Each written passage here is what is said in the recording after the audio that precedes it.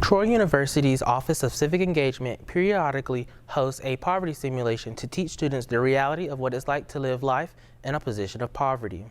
The student participants of the poverty simulation were challenged with real-life scenarios such as limited budgets, evictions, and crime. They were put into randomized families and had to assume identities that were far from their own. We feel that it's important for our students at Troy to have this experience.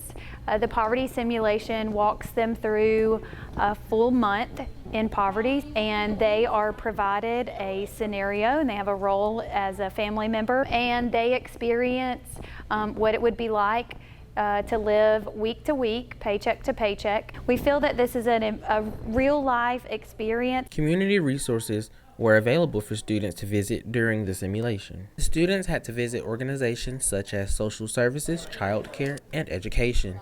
They also had to pay home mortgages and utility bills, among many other real-life costs and expenses. Some students really gain new insight into the emotional impacts of what it would be like to struggle financially. Others really gain an appreciation for a lot of the freedoms and privileges that they get to enjoy coming from a family with a higher income. Howell, a participant in the simulation, recounts his emotional experience. The child perspective is quite tough. In fact, during the simulation, I was age 8. I felt very isolated.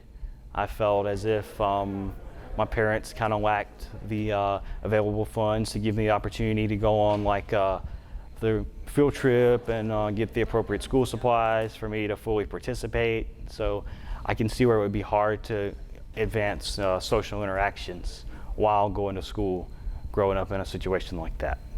I learned from another student participant, Malachi, on what the poverty simulation taught him. The poverty simulation taught me that there's people in the world that doesn't have what we have, the necessities to living in a situation with help. For more information on Troy University's Office of Civic Engagement's future events, you can find them on their Instagram at Troy_service. Kardarious Brown, Troy, TrojanVision News.